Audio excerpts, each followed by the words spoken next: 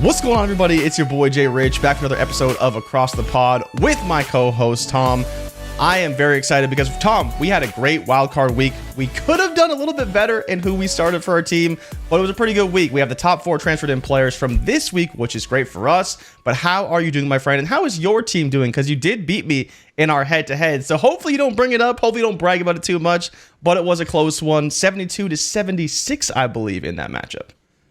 Yeah, I mean, I would never brag, Jay Rich. Come on. A humble guy. But the reason that I won was a Flecken clean sheet and a auto sub of Vandenberg. So it feels great, but it is also the most immoral victory known to man in a head-to-head. So feels good on paper, pretty shocking. But no, lovely to be here. And yeah, thank you for bringing the vibes this morning. Let's go through it. Yeah, we got to get into the fixtures right now. You have them pulled up for us, so thank you for preparing that. Tom, what do you see amongst the fixtures for this week? We have Brighton and Southampton on Friday, but where do you want to start?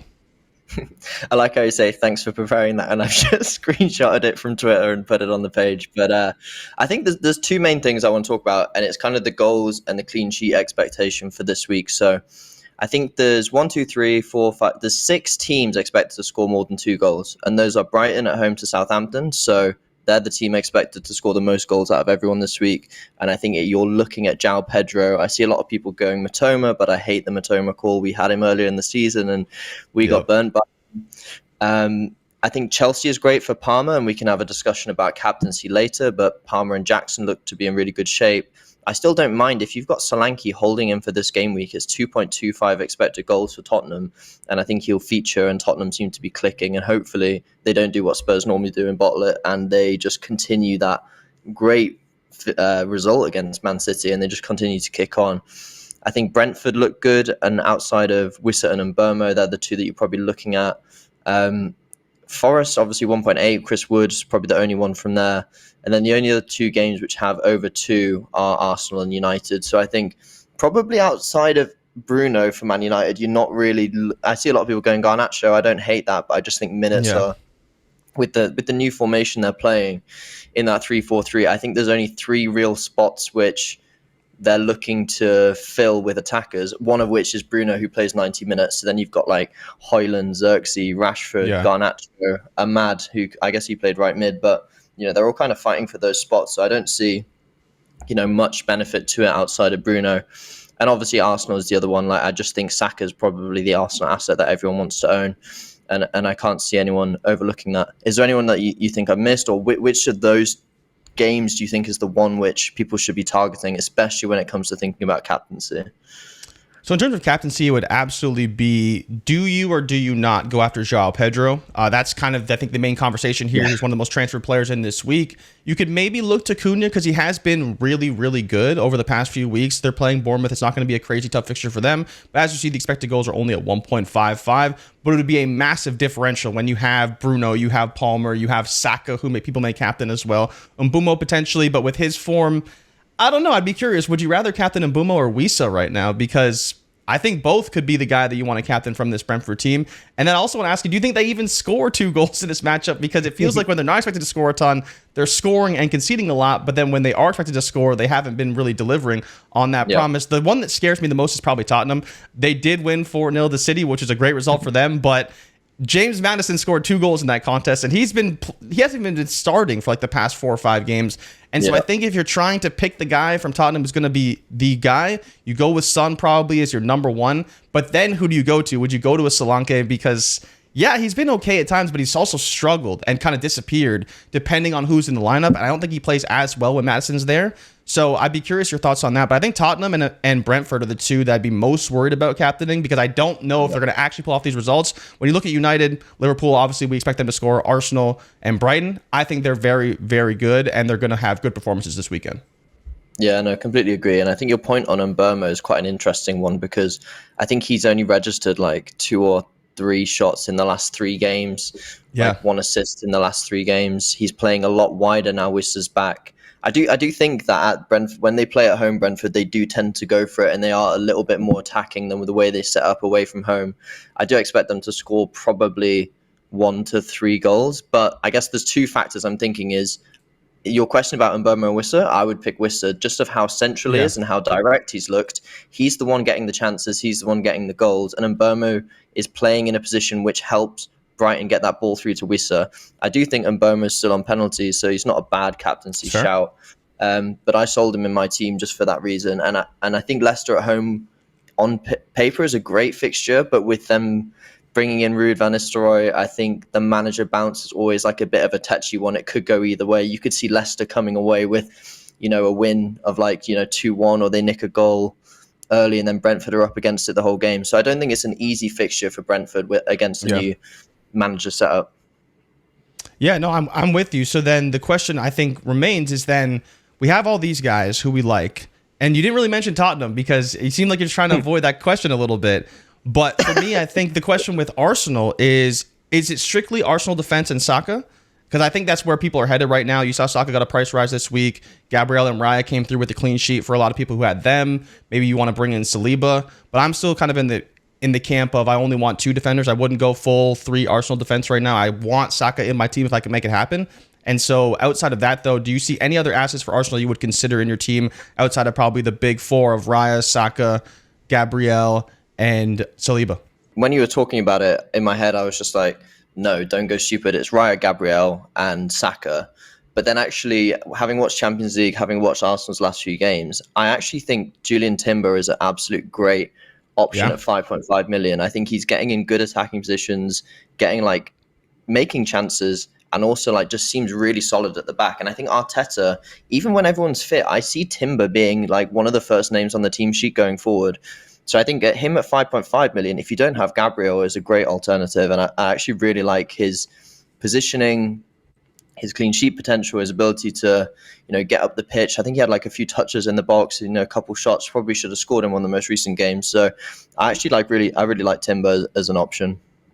Yeah, and Calafiori's still kind of working his way back, and Ben White's going to be out for the next 2 to 3 months with his injury, so there could be a lot of opportunity for Timber going forward. Now, since we're in that 5.5 conversation, would you prefer him or Konate going forward? Because he was another popular name this past week for Liverpool, going to be playing a lot. Would you prefer Timber or Konate, who's probably going to be a little bit more nailed in the lineup?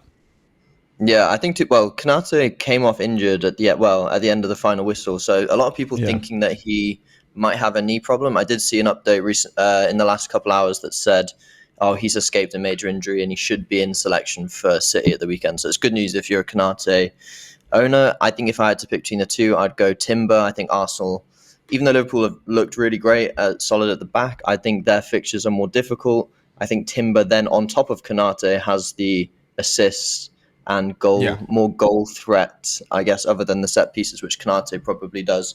But I just think overall Timber's just a more sensible choice. Yeah, I'm with you. So do you want to move forward to the next run of fixtures, kind of the teams we're targeting going forward? You see it on the screen here, Arsenal, Brighton, Chelsea, Wolves. We've talked about Chelsea. We've talked about Wolves, especially with Cunha and Ait-Nouri, who've been in the team for us for a few weeks now. Arsenal, of course, that's why everyone's saying triple up Arsenal defense, because you have a great run of fixtures here. Brighton as well, Joao Pedro, one of the most transferred players in. Do you see any other players, though, that we kind of haven't really touched on who maybe you would consider transferring in? Is it maybe time to bring in Nicholas Jackson? Because Isak failed us, Tom. He failed us again. Jackson was the one that came through. I started him in our team and in my personal team, and he blanked. But, Tom, what do you do? That's your boy. That's your man. I mean, he's mine as well. But how do you feel about Nicholas Jackson? You keep saying no to Jackson. It seems like it might be time, my friend. I'm glad my camera's actually off for the segment because I had my head in my hands when you brought up Jackson. And it's not that I hate him as an asset. I just feel like if you're playing J Rich Bingo every week, just listen out for Chris Wood and Jackson that you bring up just to wind me up. I do think, though, that Jackson is actually a really good asset. And I think the fixtures really play into the conversation. The only thing for me is owning Palmer. I just don't quite like the double up on Chelsea. For the next 3, I think they're a little bit more difficult fixtures, and then obviously gets in a really good run from game week 16 onwards for Chelsea. So I think I think Jackson's probably scores maximum 2 in the next 3. And then if he's outperforming that, I'll definitely look to get him in from game week 16. I kind of want to just he's so inconsistent, and it's the sort of player that, like at Nunes, where you don't want to chase the points because they might not come around again for a few game weeks. So I think if you have him, it's fantastic. But I think there's so many other more consistent options. I'd probably go Isak over him. I'd probably have Watkins in the conversation, even though I'd pick Jackson over Watkins. And then obviously you've got some great value in Cunha and Joao Pedro and the like. So I think Jackson's up there for like a third, fourth choice striker. For now is probably one to avoid. And then the only other thing to consider here is, Arsenal, great run of fixtures. We said, you want Raya, Timber, Gabriel, Saka only. Yeah. Brighton, I think Joao Pedro, maybe Matoma. But I think with those run of fixtures, you should be considering a Brighton goalkeeper or defender like Van Heck or Verbruggen. Okay. There's a lot of good fixtures in there, all kind of like bottom half, middle of the pack table fixtures with 3 really good home fixtures. I like Brighton defence. Obviously, Wolves, we don't need to talk about too much. It's Cunha and Aït-Nouri. Yeah. Chelsea's Palmer and Jackson with potentially a Colwell. And we've got Colwell in from our wild card, and I think he will become a more sought-after asset from Game Week 16, but I don't hate playing him this week for us. So that's kind of where my head's at with those fixtures. Yeah, I mean, we have a lot of these players in the team, so let's just jump into the team right now anyways, because we do have to sort out a few different things from the lineup itself to captaincy as well. For anyone who did see the team last week, the one change, we have Semenyo in. He's on the bench now with Pedro actually in the team, which is great for us. And then Digne, who did not start last week, which kind of sucked because we were hoping to get a big performance from him, versus, as you mentioned, Colwell, is an interesting conversation because if you believe Chelsea's going to win and score more goals than Villa will, then maybe you want to make that switch, because if I was betting on the clean sheet potential, I would probably lean on the Chelsea side. Even though they're a little bit shaky in the back, and we talk about it every week, Aït-Nouri and Hull with Bournemouth. What is it, Bournemouth? Yeah, they have Bournemouth and Crystal Palace. 2 great fixtures, not really worried about that. Raya obviously nailed as our goalkeeper. Would you consider to make that switch in defense, or how do you feel about just keeping Digne in the lineup for the attacking threat? Yeah, I think Digne was a bit of a weird one because at the start of the season, I didn't pick him because I thought there'd be a lot of rotation with Maatsen and Cash locking down right back. It's kind of like, well, there's going to be some rotation, especially with European fixtures there. So it was kind of like, but Digne from that point onwards just seemed like he locked the 11 down, and Emery absolutely loves him. So we were like, great, he's a lock. And then all of a sudden he's benched, which is just classic. But I do think he is actually still a really good asset going forward. And I think they've got some good fixtures. I think when Champions League dies down a little bit, he's just going to be starting every game week. So I think he's a really good option. I also think Aït-Nouri and Hall are great picks. Like from what we talked about earlier in terms of clean sheet potential of all the fixtures this weekend, the highest clean sheet percentage is like 40%. And that's only like 2 or 3 games. So I just think there's no point going for, other than Arsenal maybe, there's no team where I'm confident they're getting a clean sheet every week, and therefore you just want to pick the most attacking wing backs. And I think Hall did a great, looked really, really good against West Ham.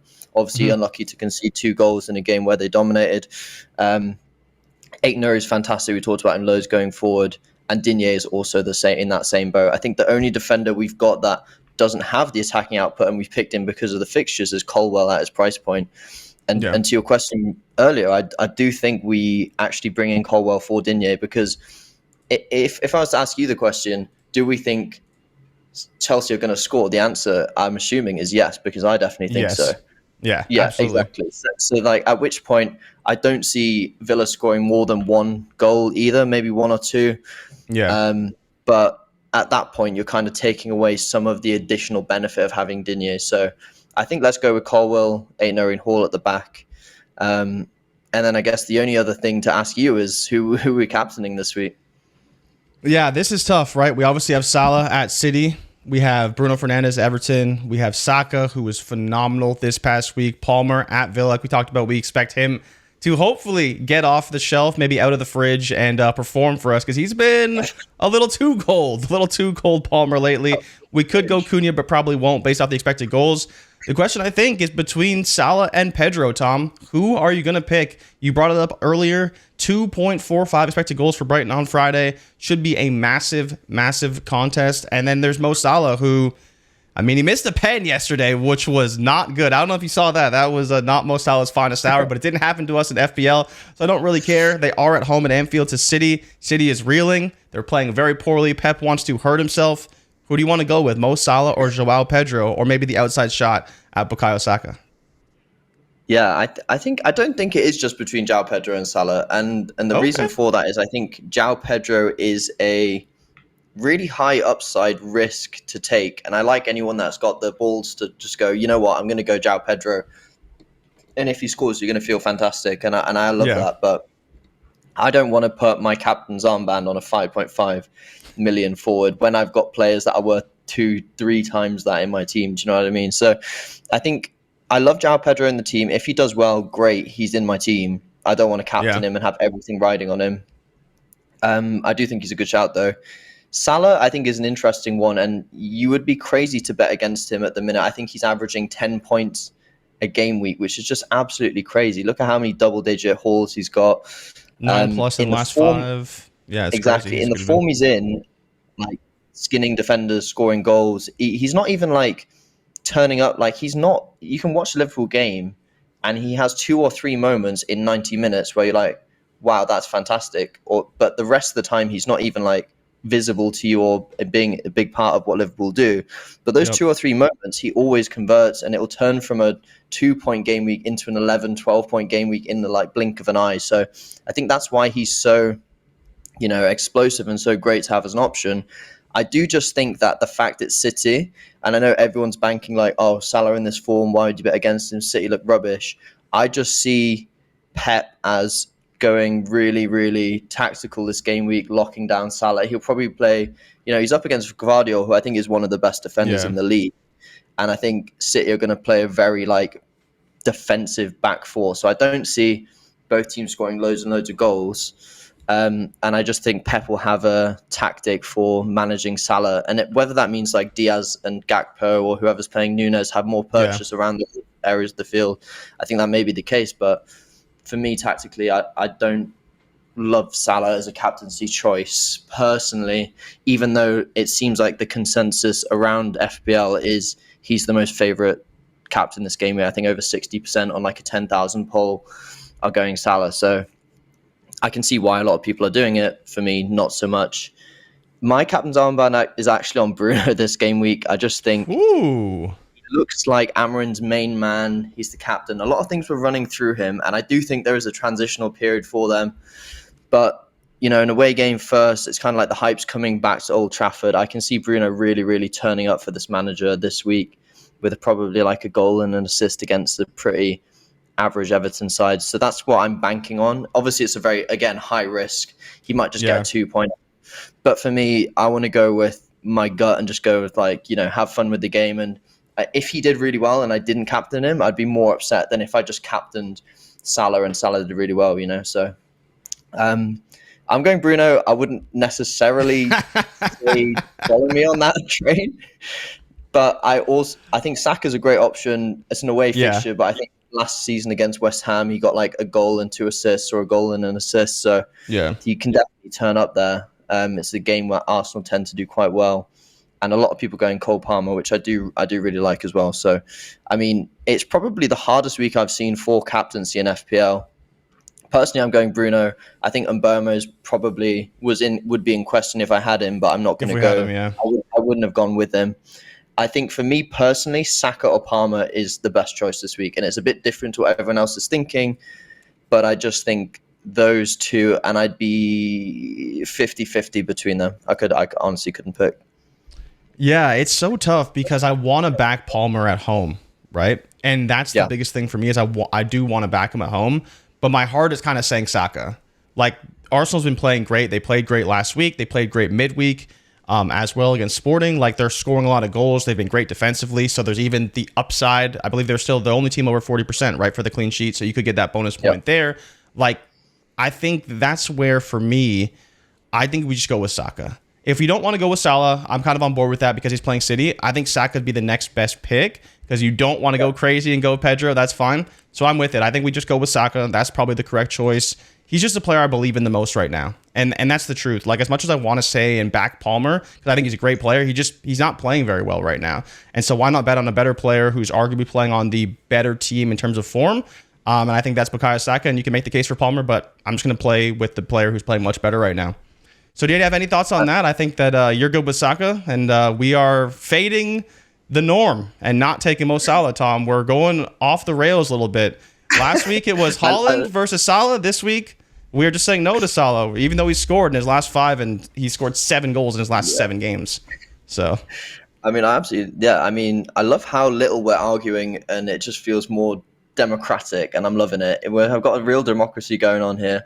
I do think the way because I was 50-50 on Palmer Saka, but you fully convinced me Saka. Saka's a better player in a better team with like arguably a better fixture, even though they're not at home. And they're playing form, well, sure. good fixtures, scoring goals. I'm on board the Saka train this week. Let's do it. So then what do you do if you don't have Saka in your team? Like I don't on my personal team. Do I go with Palmer then? That's very much a you problem, I think, my friend. I don't know. I've got him in my team. We've got him in our team. I think Team Saka. I'd probably just go Salah if I was you personally, but yeah, that's what I got to figure out because I have Palmer, I have Salah, I don't have Saka though. I do have Bruno. I could join you in the Bruno trade. I don't know if I want to do that. I honestly might go Pedro because I just like the variance of if he does smash for some reason. It's risky, but I think it's one that could pay off for sure. And you saw it in the charts. 2.45 expected goals for Brighton. Like if they score 3 goals, he's probably involved in at least 2 of them the way he's playing right now. But yeah, that's a decision I'll have to make. But I hope everyone enjoyed this episode of Across the Pod. We didn't talk about a lot of transfers because a lot of the transfers we would have made coming into this week, we made last week with the wild card. So hopefully you followed that show and you watched those episodes because you would have got some price rises, which was great, and some great value as well. Tom, is there anyone else you want to kind of talk about on the way out? I feel like we touched on everything we would want to talk about, but that Pedro Porro price rise and heavy transfer in, I'm not buying it with Tottenham right now. No, and I think you're right. People did get a lot of value from watching last week, and that's why they should also watch this week. We almost had 3,000 views last week. I can't wait to get between 20 and 30 this week. So shout out to the people that are watching this and have carried on. Love you guys. But yeah, I think Porro is probably the only one in the top 5 most transferred in where I can't see the rationale behind it. Like a 4-0 shock win against City and a goal. I just don't think that's sustainable, especially with the way Tottenham tend to play so inconsistent, like beat City, lose at home to Leicester, that kind of vibe. So for me personally, Porro is probably the only one that I don't see the rationale behind. But otherwise, I think it's been a really fun, insightful week. And I'm looking forward to this game week, which is a very rare thing for me in FPL at the minute. Like I feel like we've had no injuries, so we're not putting out fires. There's no Barco in the team. There's no It's kind of like we've got the team set up nicely. I do think the only issue for everyone this week is just picking the right captain because it's going to hurt your rank if you're wrong on that thing. But I think go with your gut because whatever you decide against is going to, and whatever you think you don't pick, whatever hurts your morale more. Just go with your gut and see what happens. Really, that's kind of what I'm thinking. Yeah, as long as that gut isn't Erling Haaland, then you're probably just fine overall. And hopefully everyone listened to us and transferred him out because he blanked once again. It's crazy that you had it was Palmer, Haaland, and Salah, and Salah was the only. Are you saying you keep him? I know you have him in your team still. We almost got to the end of the podcast without. We said it was democratic a second ago, and I'm instantly against you now. I still think Haaland is a great asset, and I think next week at Forest at home, I'm captaining him for a hat trick. So, but if he blanks this week, he's going to go under 15 mil. Who cares? He's still the best player in FPL, so it doesn't matter. For that hat trick, is going to feel even better against Forest, and I think people are going to struggle to get him back in. I do think it'll be like near impossible. There is way more value in spreading it, but if you can get a good team out on paper and keep Erling Haaland, it's just like it feels like I'm having deja vu at the start of the season when everyone was like, Haaland's 15 million, don't go with him, and then like he scored 3 hat tricks and everyone panics to bring him in. He has a few game weeks he doesn't do as well, but it's still the same City team was at the start of the season when he was scoring 3 or 4, so he can definitely turn it on. Scored 2 in the Champions League. You've riled me up now at the end of the show, but I do think if you have Haaland, I personally, if you haven't sold him already, it's probably just worth keeping him at this point. Yeah, at this point, there's no value. You're not getting any additional funds in selling him because that 15.3 price is gone now. I believe he's all the way down to 15 mil because I think he went down again last night. So I'd probably just keep him. If you have Salah, though, I would probably still roll with Salah and wouldn't make that switch anytime soon. But, to each their own. Some people got both like you do, and I thankfully only have one of them. But thank you to everybody for tuning in this week for our episode of Across the Pod previewing Game Week 13. Tom, I hope you have a great game week, but because you're not playing me finally, so that's great for me. And I hope everyone who tuned in likes and subscribes. Comment down below if you have any questions heading into the next game week, because we're always happy to answer anything. But thank you so much for tuning in, and we'll see you guys next week. We're out. Peace. Woo.